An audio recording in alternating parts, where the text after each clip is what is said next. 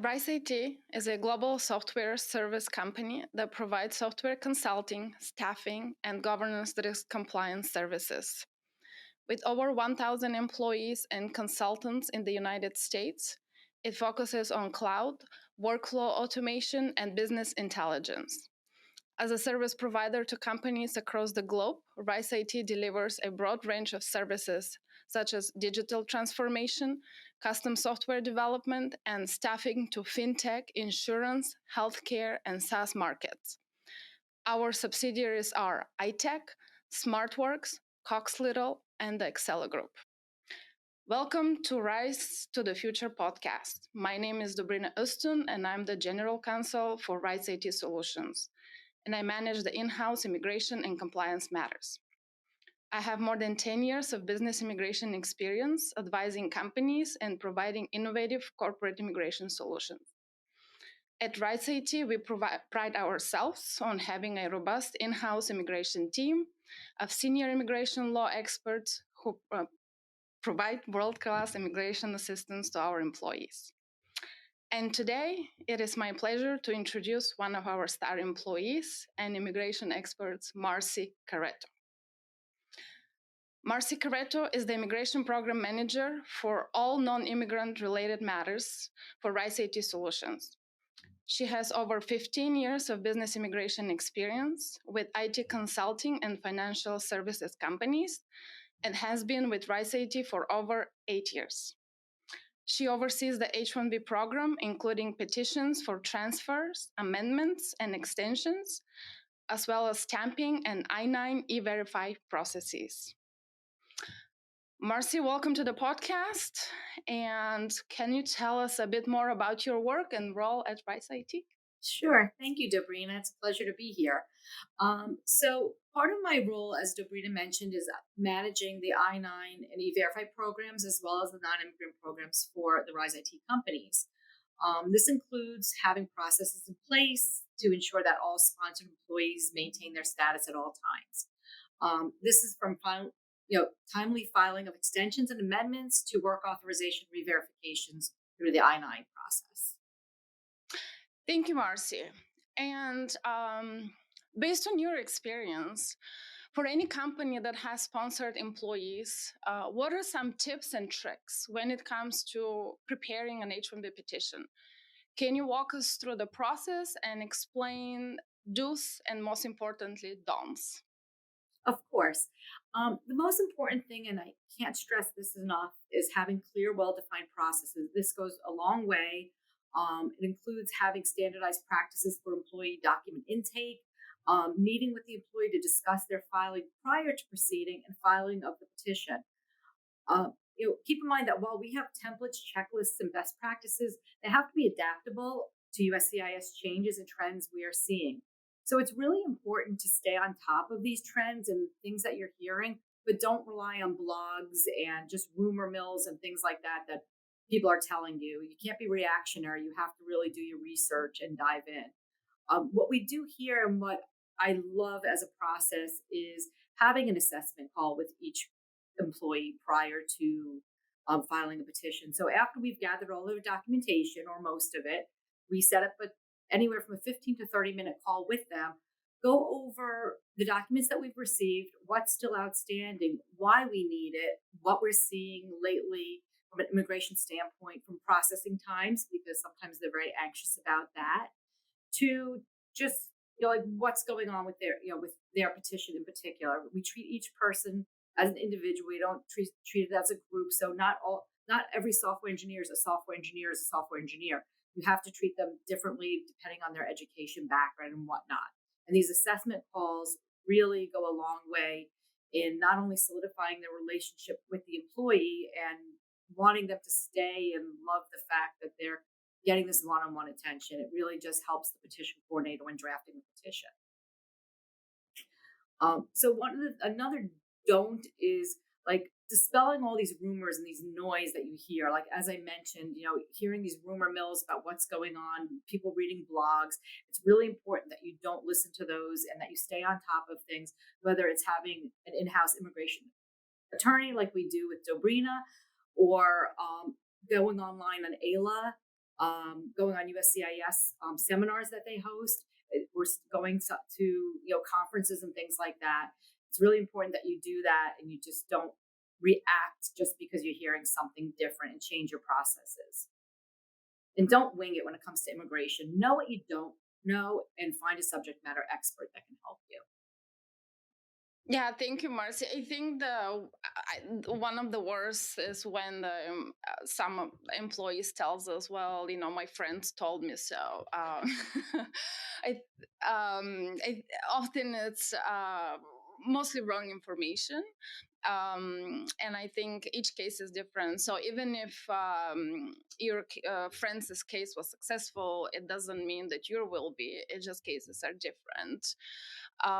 Yeah, so I really like the process, and especially the assessment calls where you actually gather the information beforehand and flag any potential issues with that petition. For those of us who are in the immigration field, we know that immigration processes are complicated and riddled with confusing requirements.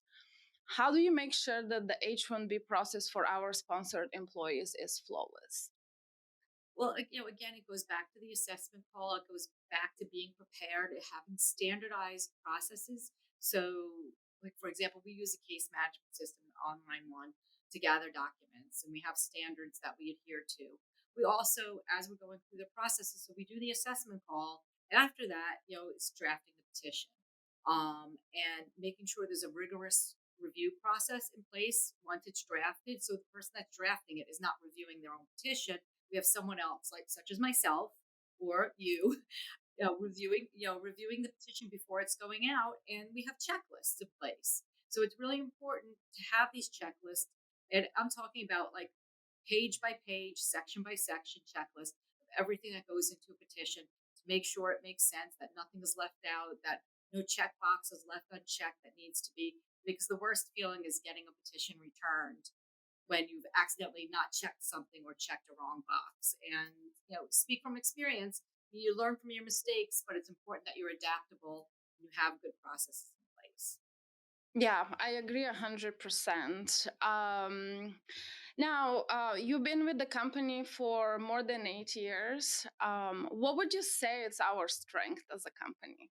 A number of things. I have to say, I pride ourselves on the fact that we're very unique and that we have an in-house immigration attorney, and we have a whole team of petition coordinators and myself, and we have an expert on the NA on the IV side for the green card process. And I think that that is really key, because we're here to educate not only our employees but management as well on what we're seeing. And I think that that's really key.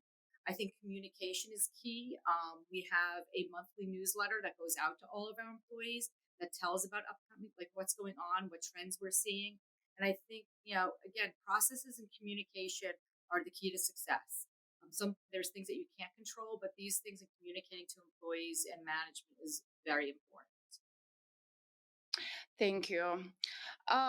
You mentioned trends. What are we seeing in terms of stamping? What are some current trends with the U.S. consulates abroad? Sure. So what we're seeing is a lot of people being called in for interviews. A lot of people these days, since Dropbox eligibility opened up to 48 months, so a lot of people think, oh, great, I go for Dropbox, I don't have an interview. They're getting called in for interviews. Most of our employees, luckily, and most people that I've spoken to outside of our employees, they get called in. They say, "Okay, thank you for coming in. Here's your passport. Here's your passport. Or you'll get your passport in a week." So a lot of times, I think I can't say this with certainty, but I think sometimes it's the quotas that they have to meet for interviewing people. Others are getting called in and they're asking for further documentation, but I'm not seeing them asking for client documentation these days. But the problem that our employees personally are facing are getting called in for an interview, but the interview is a month or two out. So they have to just make sure that their clients or their employers are aware that they may be stuck outside the US for an extended period of time, and be prepared for that. And we try to prepare them for that ahead of time as well and advise them to plan accordingly. So that's a really big thing for them being stuck out for 2 to 3 months potentially. I always encourage them to try to get an earlier appointment, but that's not always possible. Yeah, and it's definitely a trend that we will be following and communicating to our employees. Do you have any final words of wisdom for companies and employees who are about to file their H1B cap petitions? Yes, I mean it's after the fact for registration, but it all comes down to being prepared, gathering your documents as soon as possible. 3 months goes by very, very quickly. I mean, look, it's already the beginning of April, so it comes down to not only getting all the documentation in a timely manner, but educating these individuals that have gotten selected for the CAP. This may be their first time they're ever experiencing any immigration matter, and they have no idea except for what they hear from their friends and family and blogs. So I think taking the time out to meet with them, whether it's as a large group and just give them an education on the H1B program, um, or meeting with them one on one like we do, will go a long way in educating them and explaining to them why we need what we need from them. So I can't stress processes and communication enough. Yeah, I 100% agree. And based on my experience, usually people that wait or are late to submit documents and do a rush petitions don't get the outcomes that they want to. So can't stress enough that everything needs to be done timely. And just as a reminder, USCIS must receive your petition by end of June, June 30th. Well, that's all the time we have today. Thank you for joining me, Marci, and thank you all for listening. If you want to learn more about RISE AT Solutions, our innovative projects, and discover new opportunities, you can follow us on LinkedIn and YouTube. And do not hesitate to reach out. I will see you next time. Be well and be good. Thank you.